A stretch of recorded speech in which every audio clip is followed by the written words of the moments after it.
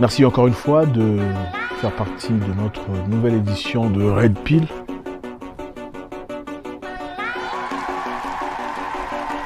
Là où on apprend les hommes à redevenir hommes. C'est toujours un plaisir, vous savez. On a reçu beaucoup de messages, mais il fallait sélectionner. C'est important, on comprend. En fait, on réalise avec le temps combien beaucoup d'hommes traversent des moments compliqués dans leur vie. Maintenant, c'est manifestement pas des personnes à qui se confier. Et je comprends, ça fait très mal. Nous vivons dans une société où la femme est priorisée. Okay? La femme est placée sur un piédestal. Ce n'est pas mal, mais quand ça devient au détriment ou au défaut des hommes, là quand même il faut équilibrer, n'est-ce pas?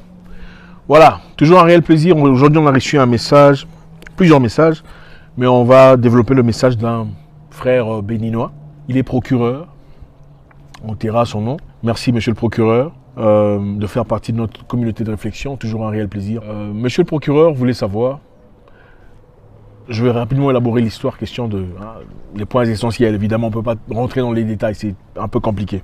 Donc, monsieur le procureur, depuis un temps, ça c'est en relation avec l'histoire qu'on a développée hier d'ailleurs. Monsieur le procureur, depuis un temps, essayait de contacter une jeune fille de son pays à travers Internet. Et vous savez, quand vous voyez, il y a vue, n'est-ce pas?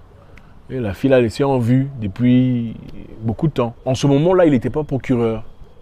En ce moment-là, il s'est débrouillé différemment, mais il n'était pas procureur. Il y a cela 2 ans. Après avoir essayé, après avoir tenté, la fille n'était clairement pas intéressée. Elle ne voulait pas lui accorder la chance qu'il désirait. Donc voilà, monsieur a essayé tout ce qu'il pouvait. Il a été gentil, sympathique. Il a essayé tout ce qu'il avait à essayer pour essayer de convaincre cette fille. C'était compliqué. À un moment donné, la fille a répondu. Ils ont commencé à discuter. Elle a demandé ce qu'il faisait dans la vie. Elle n'était pas intéressée. Beaucoup d'histoires s'étaient passées dans sa vie. Perte d'argent, perte de situation, difficultés en famille. Et la fille n'était clairement pas intéressée de se lancer dans une histoire qu'elle n'avait pas débutée. Alors elle a clairement dit à l'homme, non, je ne pense pas que tu puisses remplir les éléments qu'il faut pour moi. La fille a clairement dit qu'elle n'était pas intéressée. Après ça, il a envoyé des messages espérant pouvoir lui faire changer d'avis. Mais la fille n'était clairement pas intéressée parce qu'elle n'a plus jamais répondu. Elle a laissé en vue. Alors notre frère procureur a combattu dans la vie, il s'est battu, il a lutté, il a essayé tout ce qu'il avait essayé pour se relever. Évidemment, aujourd'hui, il est procureur, comme vous le remarquez. Maintenant, 2 ans plus tard, maintenant qu'il est procureur dans son pays, la vie a changé. Et je sais pas, je pense qu'on leur donne des financements pour commencer à s'installer ou quoi, je sais pas trop. Monsieur, sa vie a changé et quelques éléments qu'il avait à côté ont pris de l'ampleur. Il a vu un message le matin de la fille qu'il avait ignoré depuis très longtemps. Après avoir discuté avec la fille, ils ont pris rendez-vous pour aller discuter. Sorti discuter, le premier jour, la fille a commencé à lui raconter sa vie. Je suis en difficulté. Voilà ce que mon ex m'a fait. Ça fait 1 an et demi qu'on est ensemble. Il m'a pris tout mon argent. Il a détruit ma vie. Il était incroyable. Il était narcissique. C'était un pervers. Sa famille était compliquée. Sa maman ne m'aimait pas. C'était vraiment patati et patata. Maintenant, monsieur demande, notre frère procureur demande de l'aide. Comment est-ce qu'il doit réagir dans ce cas? Donc voilà, j'espère que vous avez vos verres, parce que c'est la pilule rouge.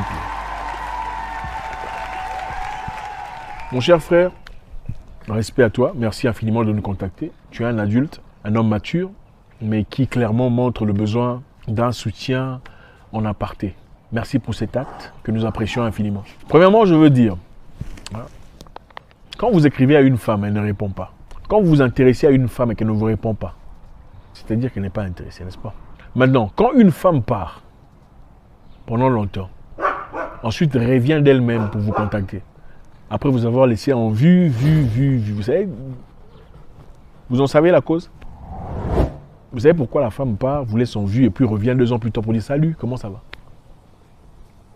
C'est parce qu'il y a quelque chose qui se passe dans sa vie. C'est généralement 1, parce qu'elle traverse un moment difficile émotionnellement. 2, parce que son monsieur numéro 1 l'a trompé ou l'a brisé ou a fait quelque chose d'horrible. 3, elle a simplement besoin de passer du temps, de se reconforter, de trouver quelque chose quelque part. Maintenant, posez-vous la question de savoir, vous êtes le pneu de réserve de cette fille qui, quand vous avez besoin d'elle, elle n'a pas besoin de vous. Quand elle revient, c'est parce qu'elle a des difficultés. Je ne pense pas. Une autre chose qu'il faut prendre en considération, c'est ça. Quand une femme part et revient, ce n'est jamais pour rien. Ce n'est pas que finalement elle a réfléchi, son amour a changé, sa façon de vous voir a complètement changé. Ce n'est pas ça. Ça veut simplement dire que là où elle est actuellement, ce n'est pas bien. Où vous représentez la meilleure option, à part ce qu'elle avait avant vous. Pourquoi elle vous est revenue? Vous pensez qu'il n'y a pas eu d'autres personnes qui sont parties là-bas après vous? Il y a eu certainement beaucoup de personnes qui sont parties. Mais pourquoi vous? C'est parce que vous étiez là à côté. Elle vous a examiné, elle a étudié votre vie, elle a compris que monsieur, sa vie a changé. Donc, pour ne pas trop souffrir, je vais faire mon monkey branching, je vais quitter là-bas pour venir ici. Deuxièmement, moi je ne pense pas qu'il faut récupérer cette fille. Il faut lui accorder une chance. Je m'explique. Quand une femme vient au premier rendez-vous, elle commence à vous raconter rien que du mal de son ex. Il est méchant, il est jaloux, il est pervers narcissique, surtout pervers narcissique. Toutes les filles ont connu des pervers narcissiques. Je pense que ce sont les alarmes qu'il ne faut pas ignorer. Parce que croyez-moi, vous serez le prochain. Vous êtes le prochain. En fait, moi, je n'ai jamais vu une fille vous dire lui et moi, on a essayé, ça n'a pas marché, mais c'était de ma faute. C'est moi qui avais tort. C'est vrai qu'on a essayé, mais bon. C'était un gars bien. C'est moi qui avais tort. Je n'ai jamais vu ça. Si vous avez déjà vu ça, il faut écrire dans les commentaires. Dites-moi si vous avez déjà entendu une femme vous dire lui et moi, c'est fini. Ce n'était pas de sa faute, c'était de ma faute à moi. Les femmes sont toujours victimes. Elles tombent toujours sur des pervers narcissiques. Comme si le pervérisme narcissique est exclusif aux hommes. Ou la perversité. Incroyable.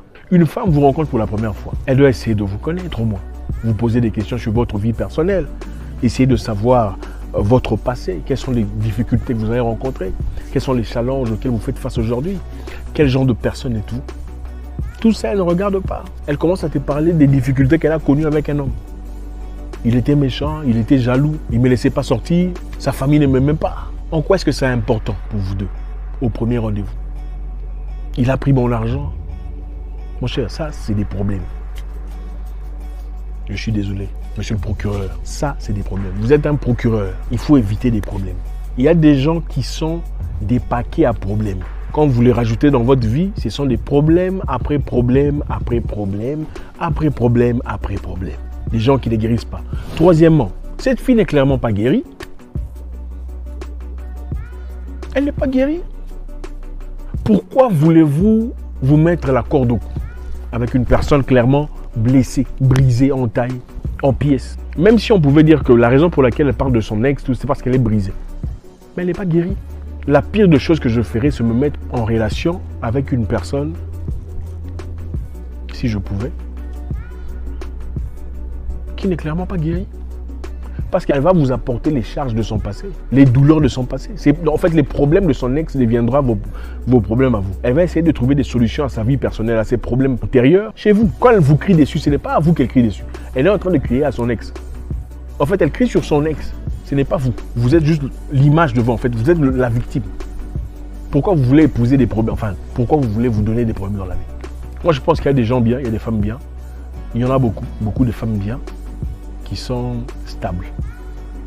Et je pense que même si elles ne voulaient pas de vous, même si ce n'était pas relatif à l'argent ou aux possibilités financières, à l'époque, elles auraient bien pu vous dire clairement, écoutez, je ne peux malheureusement pas être avec vous, je ne suis pas disposé à être avec vous pour l'instant, mais on peut rester amis, on peut communiquer si tu veux, peut-être qu'à l'avenir.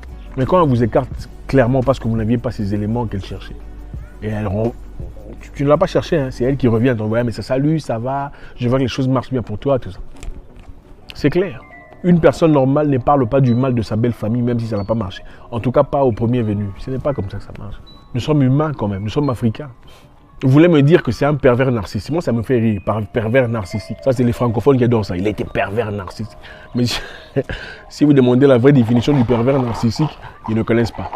C'était un pervers narcissique. Il y a beaucoup de pervers narcissiques femmes qu'on ignore. Des femmes qui vont détruire des gens dans leur vie. Vous mettez en relation avec une personne, vous apportez vos charges du passé. Ce n'est pas sa responsabilité. Ce n'est pas la responsabilité de notre frère procureur de guérir cette fille de ses blessures du passé qui ne sont jamais guéries. Ses instabilités, ses jalousies mal placées. Une femme qui est directement victime. Vous n'avez encore rien commencé, elle est déjà victime. Ah! Non. Frère procureur, mettez-vous à côté, jouissez de votre vie, prenez votre temps.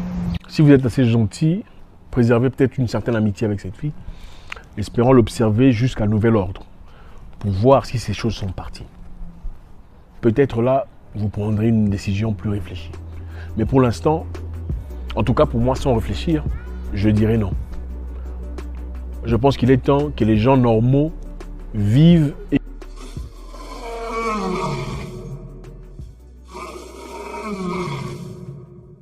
Bonjour à tous les amis, Isaac Mwikassa, fondateur de Mwikassance. Merci infiniment d'être là encore une fois ce soir à notre spéciale édition de Red Pill. Un plaisir immense. On a reçu beaucoup de messages. Et on comprend maintenant pourquoi beaucoup d'hommes sont frustrés. Parce que malheureusement, beaucoup de personnes clairement ne peuvent pas exprimer leurs sentiments ouvertement ou non personne avec qui parler. Voilà pourquoi beaucoup de personnes sont frustrées. On va essayer à la mesure du possible. On a eu beaucoup de messages. On a sélectionné certains messages. On essaiera de traiter un message particulier aujourd'hui. Nous avons une histoire bouleversante et on a besoin de votre implication. Aujourd'hui, on parlera d'un confrère camerounais, enfin, un frère camerounais, Monsieur Doumbé, qui nous a écrit avec beaucoup de larmes à propos de son foyer. Monsieur Doumbé est un travailleur, c'est un monsieur qui se débrouille pas mal dans la vie, 49 ans d'âge, mais il est aussi évangéliste. Monsieur Doumbé a cherché pendant longtemps une femme pour épouser, et il a trouvé quelqu'un pour l'accompagner, quelqu'un pour vivre avec. Alors Monsieur Doumbé a trouvé quelqu'un pour l'accompagner dans sa vie, une jeune jolie dame, très intéressant. Mais d'après le message, je ferai très vite pour essayer de gagner du temps. Il avait remarqué depuis un temps que sa femme était très occupée au boulot, toujours occupée. Et à chaque fois, elle faisait référence à son patron. Mon patron veut que je fasse tel travail. Elle assumait un rôle important dans leur bureau. Et son patron lui demandait beaucoup d'efforts, beaucoup de travail en tout cas sur le plan administratif. Mon patron et moi partons à tel endroit pour aller faire telle chose. Mon patron et moi partons à tel endroit pour rencontrer les clients. Mais mon patron et moi, on fait ça. Mon patron m'a demandé de faire ça.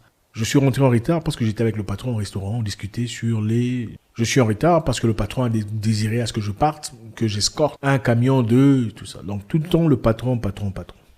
Un beau jour, monsieur cher Doumbé a regardé, comme par hasard, dans le téléphone de son conjoint, un message qui arrivait, un message entrant, disant, c'était le soir, il était 22 heures.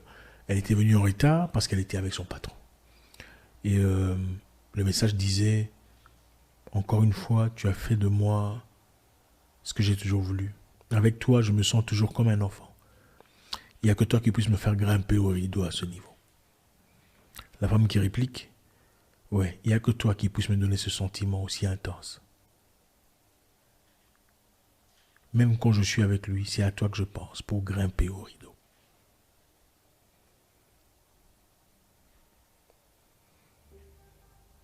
Son patron. Surpris, monsieur est très brisé. Parce que sa femme est enceinte. Sa femme est enceinte de quelques mois.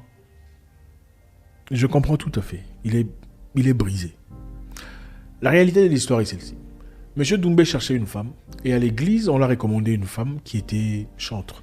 D'accord? C'est-à-dire une femme qui chante à l'église. Après lui être recommandé, il a dit « Ok, d'accord, à mon âge, je suis dans la quarantaine, je vais épouser une jeune fille qui chante à l'église, qui certainement est sérieuse. » Ils ont entrepris de commencer leur histoire, tout a bien marché, mais la fille avait un enfant. D'accord? La fille avait un enfant, traversait un moment compliqué sur le plan financier. La fille était là, elle n'avait pas de direction. Monsieur Doumbé a fourni beaucoup d'efforts pour l'aider à se rétablir. Après le mariage, elle est tombée enceinte. Elle a fait leur premier bébé qui a 2 ans. Quelques temps plus tard, elle est encore tombée enceinte. Maintenant, monsieur Doumbé se pose la question de savoir si cette fille est capable de coucher, si cette fille est capable de faire de telles choses, j'éviterai de dire ces mots-là pour éviter à ce que YouTube nous censure. Si elle est capable de faire ces choses avec une personne étant enceinte, qui est vraiment cette personne? Après avoir investigué, monsieur Doumbé a découvert que le père de son fils, le premier fils, était le patron.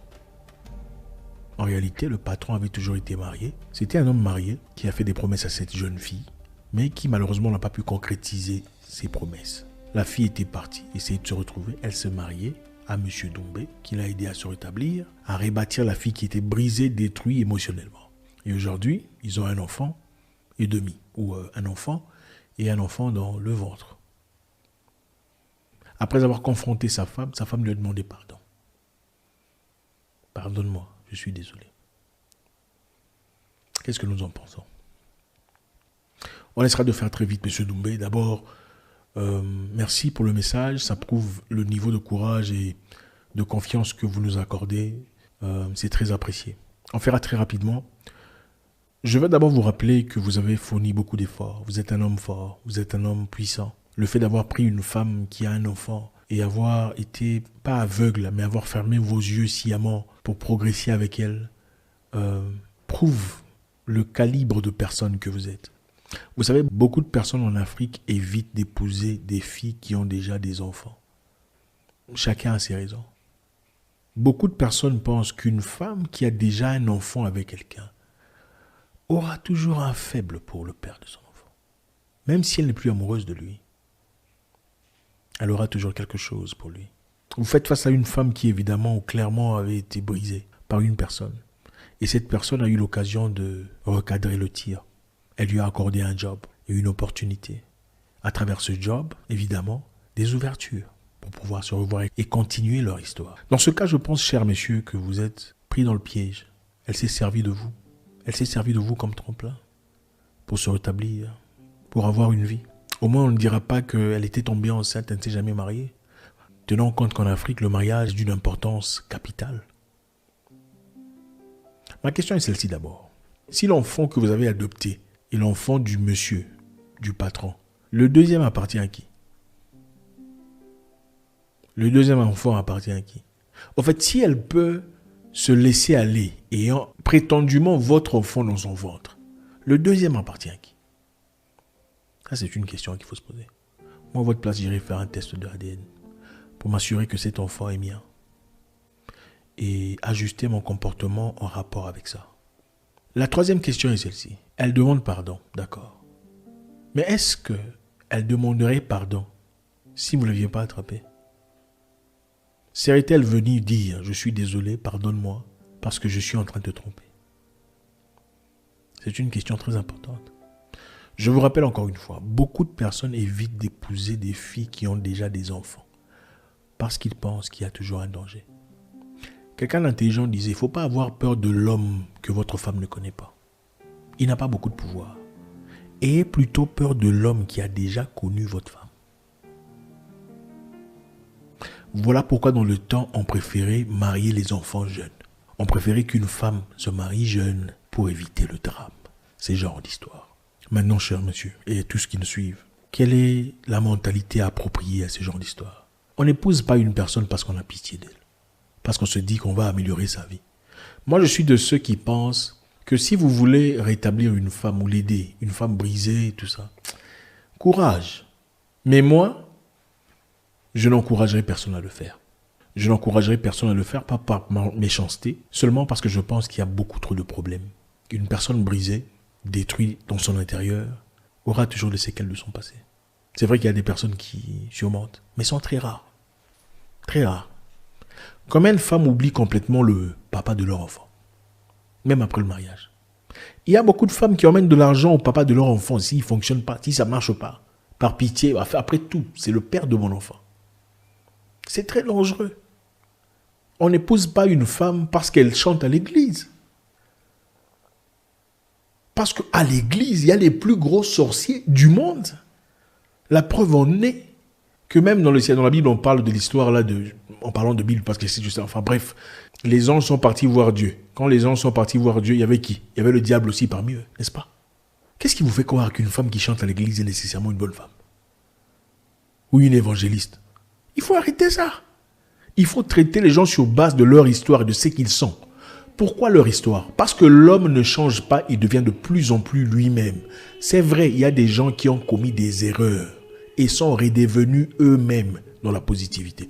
Une personne négative ne peut jamais se transformer en une personne positive. C'est impossible. Il y a nuance. Une personne positive peut faire des erreurs et redevenir positive. Une personne négative peut faire semblant de devenir bien. Mais au moment opportun, elle va retomber dans son mal. L'homme est toujours lui-même. Pendant le stress, la seule chose qu'il reprend, c'est sa vraie identité. Voilà pourquoi quand quelqu'un essaie de fake quelque chose, à un moment donné, ça le rattrape. Donc ne venez pas me dire, ah non, c'était son passé. Il faut connaître le passé des gens. Il faut connaître le passé de votre femme, c'est important. Les simples viendront vous dire, non, il ne faut pas le passé de la femme. Ce sont des gens qui sont là pour lécher les pieds des femmes. Souvent des bêta-mâles qui n'ont pas de direction. C'est vrai, encore une fois. Il y a des femmes qui comprennent les erreurs qu'elles ont commises dans leur vie. Ces femmes-là sont différentes de celles-là qui ne pensent pas avoir commis d'erreurs.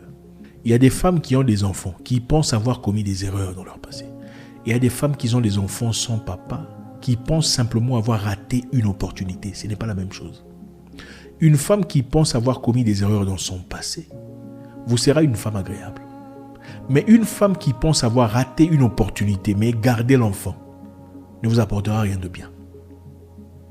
Chers frères, Doumbé, allez faire un test de sang, test de ADN ou de salive, peu importe. Découvrez la vraie identité du petit. Si c'est votre enfant, assumez les responsabilités. Pour le petit dans le ventre, il faut attendre sa naissance. Même procédure. Pour la femme, moi, à votre place, je quitterai.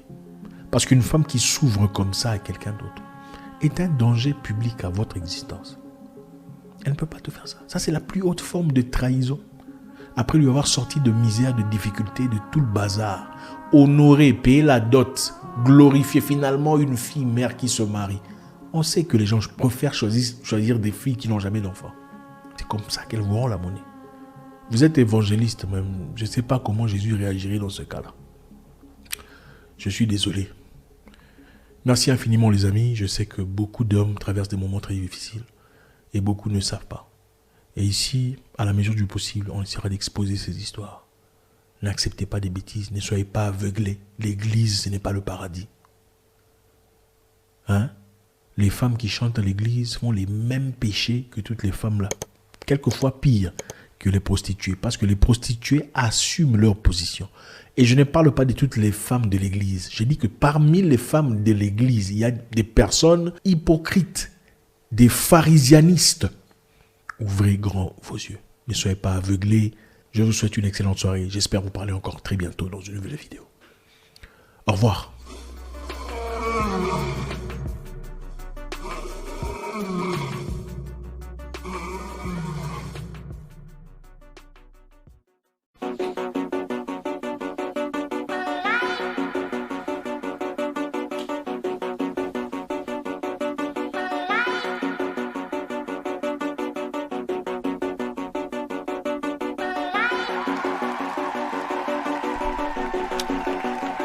Bonjour à tous les amis, Isaac Mwekassa, fondateur de Mwekassa.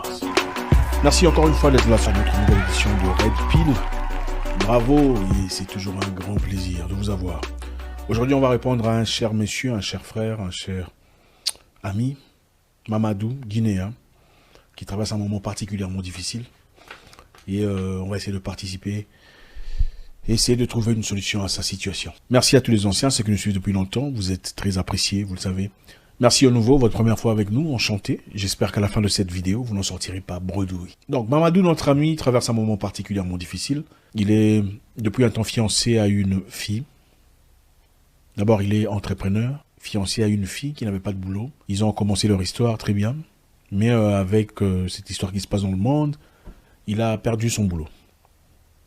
Entrepreneur de vente de pièces de rechange. Guinéen, avec tout ce qui se passe dans le monde, il a malheureusement perdu son punch, il a perdu son boulot, il a perdu beaucoup et il est par terre.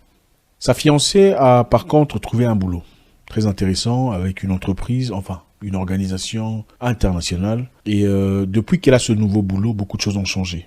Elle n'est plus aussi disponible. Quand il l'avait rencontrée, elle n'avait pas de boulot. C'est lui qui travaillait. Elle était gentille, sympathique, toujours à la maison, venait très souvent chez lui, apporter de l'aide, cuisiner pour lui, très souvent, l'aider à se structurer. Depuis qu'elle a un boulot, notre ami Mamadou dit que sa fiancée a beaucoup changé. Elle est de plus en plus en retard. Elle vient presque pas chaque jour. En tout cas, pas comme dans le passé. Elle lui répond bizarrement. Elle est toujours très occupée. Toujours avec les collègues. Réunion avec le patron. Toujours en travail de team building avec les collègues. Et il a remarqué qu'elle appelle très souvent. Tu es où? Qu'est-ce que tu fais? Tu es où? Qu'est-ce que tu fais? Elle ne le faisait pas dans le passé. Alors notre ami essaie de savoir, il veut comprendre comment avancer. Pour lui, la chose la plus choquante est qu'ils sont prévus se marier au mois de décembre. Et jusque-là, la fille ne parle même pas du mariage. Vous savez, naturellement, quand on se marie dans quelque temps, le sujet c'est comment l'événement va se dérouler, comment ça va se passer, qui est-ce qu'on va inviter, quel sera le thème, comment on va s'habiller, qu'est-ce qu'il faut emmener. Ça prend du temps, il faut beaucoup réfléchir là-dessus. Mais elle n'en parle pas du tout, même pas un peu. À chaque fois qu'il essaie d'aborder le sujet, elle dit « Je suis un peu fatigué maintenant, est-ce qu'on peut en parler demain ?» Demain, c'est la même histoire. Ils avaient l'habitude de rêver, vous savez, parler de leurs futurs enfants, notre enfant sera ça. Et à chaque fois qu'il en parle, elle paraît irritable. Alors notre ami Mamadou veut savoir qu'est-ce qui se passe. Alors on essaiera de répondre à Mamadou, en tout cas j'essaierai de le faire à travers 10 signes annonciateurs qu'elle est probablement en train de vous tromper. Et je suis convaincu que beaucoup de personnes en tireront une leçon. On va commencer très vite. Avant de continuer, mettez un like, les amis, mettez un like. Vous savez, mettez un like maintenant avant la fin de la vidéo, ça ferait toujours plaisir. Mettez un like maintenant. Donc voilà, la première chose, c'est son programme continue de changer constamment. C'est-à-dire, elle n'a pas de programme fixe. Le programme naît pendant la journée. Elle vous dit, oh, aujourd'hui, notre patron nous a demandé d'aller nous réunir à l'hôtel tel. Ensuite, il faut aller donner des documents à des clients là-bas. C'est toujours comme ça. Ce n'est jamais à 15h, je serai ici, à 18h, je serai là. Le programme change tout le temps, tout le temps, tout le temps. Elle est probablement en train de faire autre chose.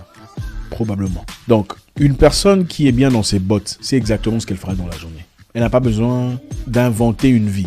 C'est clair. Elle sait, je vais aller chez Michel, je vais ensuite aller au bureau, et puis je vais rentrer ici, je vais acheter à manger et je viendrai cuisiner. Si c'est OK, je ne sais pas trop le programme, comment ça sera. Elle ne vous dit pas précisément ce qui va se passer. Elle vous dit précisément ce qui s'est déjà passé. On est parti au bureau, ensuite on est parti chez Michel. Ce n'est jamais avant. C'est toujours après qu'elle vous dit ce qui s'est passé. Elle ne vous dit pas ce qu'elle fera. Numéro 2. Pendant qu'elle est avec vous, elle vous ignore et passe beaucoup plus de temps avec le téléphone en main. Il faudrait probablement commencer à s'inquiéter. Si vous aviez l'habitude de discuter tout le temps, vous étiez ce couple qui échange tout le temps, vous passez du temps ensemble, vous jouissez de la vie, quoi. Et soudainement, elle change. Il est temps de commencer à s'inquiéter. Parce que si vous êtes là présent, qui serait plus intéressant? Je pense que quand on aime quelqu'un, on veut passer du temps avec lui, n'est-ce pas? On veut jouir du moment, on veut profiter de sa présence. Mais si vous êtes avec votre dulcinée et qu'elle tire plus de plaisir à appuyer son téléphone qu'à s'adresser à vous ou à profiter de votre présence, il est peut-être temps de commencer à s'inquiéter. Et en parlant du téléphone, 3. Si son écran est toujours loin de votre champ de vue, c'est-à-dire elle s'assure toujours que vous ne voyez pas, c'est tout. Quand si toi tu es là, elle est comme ça. Si tu es là, elle est comme ça. Il faut commencer à s'inquiéter. Et certainement, si elle désactive, vous voyez la capacité de montrer le message. Vous savez, les messages entrants peuvent apparaître sur l'écran sans les ouvrir. Si elle désactive cette capacité, il faudrait commencer à s'inquiéter. Pourquoi le ferait-elle si elle n'a rien à se reprocher? On désactive les messages entrants pour éviter à ce que la personne voie ou ait un aperçu de ce qui se passe. Et il faudrait dire, tu as mentionné que vous aviez eu des difficultés parce que vous vouliez regarder l'heure. Parce que vous vouliez regarder l'heure avec son téléphone. Elle s'est fâchée contre vous. Pourquoi? Pourquoi c'est fâché? Parce que vous voulez regarder l'heure. Elle s'est fâchée, vous a brutalement ravi le téléphone, disant, qu'est-ce qu'il y a? Pourquoi tu prends mon téléphone? Vous savez les amis, quand une femme vous aime vraiment, elle n'a généralement pas de problème à vous montrer le téléphone. Elle n'a pas de problème. En tout cas, c'est très rare. Il y a des cultures peut-être ailleurs où on peut s'aimer sans regarder le téléphone. Je connais ce que c'est parce que j'ai déjà vécu. C'est bien beau. Mais même dans ce cas-là, elle n'aurait pas de difficulté à vous donner le téléphone pour faire un appel ou pour regarder l'heure ou pour regarder un message à sa place. Quand votre femme commence à vous refuser ou sursaute à chaque fois que vous touchez son téléphone, il y a de fortes chances qu'elle soit en train de vous tromper déjà. Si pas, elle est en tout cas dans le sentier vers la tromperie. Gardez les yeux ouverts. Elle devient de plus en plus inquiète de votre situation, votre localisation. C'est-à-dire, bonjour, comment ça va? Tu es où? Tu fais quoi? Ok, tu comptes faire combien de temps là-bas? Ah, ok, d'accord. Et maintenant, tu es où? Allô? Tu es où? Tu arrives quand? Tu penses quoi? Elle veut savoir où tu es. Comme ça, elle va bien se situer. Elle veut savoir dans combien de distance, dans quelle situation, dans l'espace, elle peut se protéger. Ce sont des signes qu'il ne faut pas prendre à la légère. Écoutez, il y a des femmes expertes ici qui savent comment il faut savoir gérer l'homme à distance pour savoir j'ai combien de temps avec celui-ci. Donc lui là-bas, si pour l'instant il est au rond-point, ça lui prendra 15 minutes au minimum pour arriver là où nous sommes. Donc j'ai un peu de temps. Elle veut tout le temps savoir où tu es. Il faut faire attention. Ceci, il faut le prendre en considération combiné à d'autres histoires. On ne peut pas seulement dire ça en rapport avec cette histoire, seulement si elle le dit. Si vous réalisez qu'elle a changé, vous doutez de son honnêteté et vous remarquez aussi cet élément, il faudrait certainement commencer à s'inquiéter. 5. Vous avez de plus en plus de combats, de difficultés, d'échanges, des bagarres entre vous, de joutes verbales. Vous vous chamaillez pour tout et n'importe quoi. Mais dans le passé, vous n'étiez pas comme ça. Dans le passé, vous étiez bien. Vous vous accordiez dans les histoires très simplement. Et à chaque fois qu'il y avait des difficultés, vous favorisiez la paix sur la raison. C'est-à-dire favoriser la paix entre vous au lieu d'avoir raison. Tu te dis, bon, je ne veux pas avoir raison, je veux avoir la paix. Là, il y a l'amour. Quand on commence à favoriser avoir raison que avoir la paix, quelque chose a changé. 6, et ça c'est très important. Si elle commence de plus en plus à vous refuser vos rapports intimes, elle est probablement déjà ailleurs. Vous savez la différence entre les hommes et les femmes dans ces histoires, c'est quoi? L'homme, quand il trompe seulement avec son corps. L'homme trompe rarement avec son cœur, ses émotions. Pour les hommes, faire ces histoires-là, c'est comme manger une banane ou un hamburger. C'est seulement ça. Tu manges, ah, je veux l'hamburger, ah, c'est bon. Mais il sait que pour bien manger, pour se rassasier, c'est pas un hamburger. Pour se rassasier, il faut manger manioc ou peu importe ce que vous mangez, foufou, foutou, attiqué, bref. Pour les femmes, par contre, c'est différent. Pour qu'une femme s'ouvre à quelqu'un dans son intimité, à moins qu'elle ne soit vraiment une fille légère, c'est avec son cœur. C'est vrai, bon, il y a des femmes hybrides, hein, on les connaît, elles sont... en tout cas, bon, bref, mais celles-là sont très rares aussi. Donc, voilà la différence. Si elle commence à vous refuser ça tout le temps, je suis fatigué, je ne me sens pas bien. Si c'est combiné à autre chose, il faut commencer à s'inquiéter. C'est vrai qu'il peut arriver des moments où on n'est pas de bonne humeur. Mais on ne peut pas être de bonne humeur, lundi de mauvaise humeur, mardi de mauvaise humeur, mercredi ça ne va pas, jeudi il y a la tête qui fait mal, samedi ce sont les trucs qui ne vont pas. Oh non, non. Il faudrait commencer à réellement s'inquiéter. 7. Vous remarquez qu'elle commence à s'habiller différemment. Elle commence à mettre plus de soin, plus d'attention, d'élégance dans son style vestimentaire. Elle renouvelle beaucoup plus fréquemment son accoutrement. C'est vrai, hein, ce n'est pas seulement ça. Il ne faut pas se servir seulement de ça pour juger. Ça fait partie de plusieurs signes. Si c'est combiné à beaucoup d'autres choses. C'est-à-dire qu'elle commence à se rafraîchir. Elle veut être fraîche pour la nouvelle personne. Elle veut se préparer. Elle veut se sentir d'abord bien dans sa peau, bien dans ses bottes, et aussi donner une belle impression à ses nouveaux partenaires ou ce potentiel partenaire. Mais il faut toujours faire attention, ne pas juger hâtivement. Observer avec beaucoup de tact et beaucoup d'attention. 8. Elle passe de moins en moins de temps avec vous. Avant, vous voyez peut-être 4 fois, 5 fois, 6 fois par semaine. Désormais, c'est 1 ou 2 fois. Et voilà, il n'y a pas toujours d'explication correcte par rapport à ça. Il faudrait commencer à s'inquiéter. 9. Elle commence à vous cacher des choses. Avant, elle était ouverte. Elle vous disait tout ce que voilà ce que j'ai envie de faire, on compte faire ça. Soudain, elle change complètement. Elle ne vous en parle plus.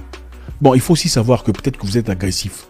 Voilà pourquoi elle ne vous en parle plus. Mais si vous ne l'êtes pas, elle commence à vous cacher des choses, il faudrait commencer à s'inquiéter. 10. Elle disparaît comme ça sans raison. Donc, elle disparaît, vous ne savez pas où elle est partie où, vous n'arrivez pas à la joindre au téléphone, fréquemment, bizarrement, chose qui ne se faisait pas dans le passé. Elle est probablement en train de voir autre chose ailleurs. Donc, pendant qu'elle n'est pas avec vous, elle passe du temps avec quelqu'un d'autre. Il faut ouvrir les yeux. Évidemment, ce n'est pas pour dire que dans tous les cas, c'est comme ça. Mais aussi, c'est combiné à d'autres choses. Vous sentez qu'elle n'est plus présente, elle n'est plus là. Ce n'est plus la femme que vous connaissiez. Elle est probablement déjà ailleurs. Vous savez, beaucoup de femmes, malheureusement, quand elles vous quittent, aujourd'hui, ce n'est pas qu'elle vous a quitté aujourd'hui. Quand elle vous quitte aujourd'hui, c'est-à-dire qu'elle vous a déjà quitté il y a 3 ou 4 mois. Elle vous avait déjà quitté depuis ce temps. Elle est en train de faire... de se préparer émotionnellement. Une femme qui vous aime parle de son mariage. Je veux que mon mariage soit comme ça. Je veux la couleur jaune ici. Je veux la couleur blanche ici. Je veux ça, je veux ça. Si elle n'en parle pas, elle n'est pas là. Elle n'a pas envie de se marier, c'est clair. C'est le mariage d'une Africaine. C'est le mariage, s'il vous plaît. Mon frère guinéen. Il faut ouvrir les yeux. Moi, je vous encourage. Je pense que, voilà, des fois, il faut supporter. Ce n'est pas tout le monde qu'on épouse. Au lieu de vous lancer dans une histoire qui vous coûtera très cher, c'est peut-être le temps de parler avec elle de cœur à cœur. Et qu'elle vous dise ce qu'elle pense vraiment. Et je pense qu'avec votre expérience, votre jugement vous dira quelle direction entreprendre. Ne tombez pas dans le piège.